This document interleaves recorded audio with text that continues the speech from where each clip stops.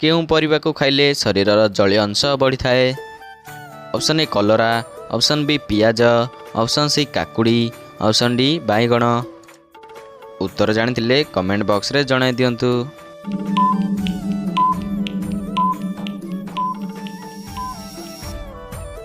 Show friends, यार ସଠିକ୍ ଉତ୍ତର ଥିଲା ଅପସନ୍ ନମ୍ବର ସି କାକୁଡ଼ି।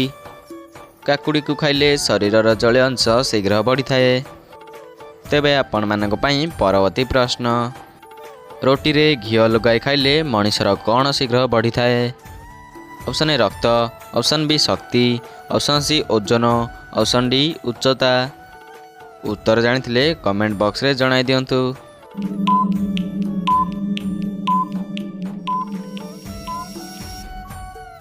ସୋ ଫ୍ରେଣ୍ଡସ୍, यार ସଠିକ୍ ଉତ୍ତର ଥିଲା ଅପସନ୍ ନମ୍ବର ସି ଓଜନ। ରୁଟିରେ ଘିଅ ଲଗାଇ ଖାଇଲେ ମଣିଷର ଓଜନ ଶୀଘ୍ର ବଢ଼ିଥାଏ। ତେବେ ଆପଣମାନଙ୍କ ପାଇଁ ପରବର୍ତ୍ତୀ ପ୍ରଶ୍ନ। କେଉଁ ଶାଗ ଖାଇଲେ ମଣିଷର ବୃଦ୍ଧି ପ୍ରଖର ହୋଇଥାଏ? ଅପସନ୍ ଏ ସଜନା ଶାଗ, ଅପସନ୍ ବି ପୋଇ ଶାଗ, ଅପସନ୍ ସି କଲରା ଶାଗ, ଅପସନ୍ ଡି ପାଳଙ୍ଗ ଶାଗ। ଉତ୍ତର ଜାଣିଥିଲେ କମେଣ୍ଟ ବକ୍ସରେ ଜଣାଇ ଦିଅନ୍ତୁ।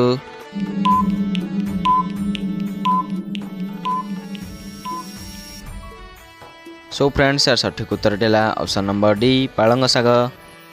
ପାଳଙ୍ଗ ଶାଗ ଖାଇଲେ ମଣିଷର ବୃଦ୍ଧି ପ୍ରଖର ହୋଇଥାଏ।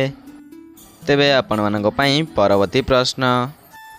ଔଷଧ ଖାଇସାରିବା ପରେ କ'ଣ ଖାଇଲେ ମଣିଷର ମୃତ୍ୟୁ ହୋଇପାରେ? ଅପସନ୍ ଏ ଭାତ, option B Maggi, option C ଅଙ୍ଗୁର, ଅପସନ୍ ଡି କଦଳୀ। ଉତ୍ତର ଜାଣିଥିଲେ କମେଣ୍ଟ ବକ୍ସରେ ଜଣାଇ ଦିଅନ୍ତୁ।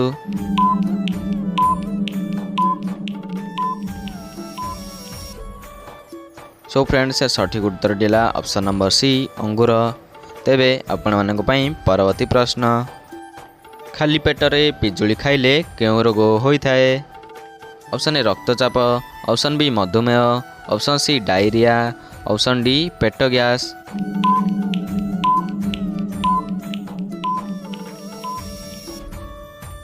ସଠିକ୍ ଉତ୍ତର ଥିଲା ଅପସନ୍ ନମ୍ବର ଡି ପେଟ ଗ୍ୟାସ୍।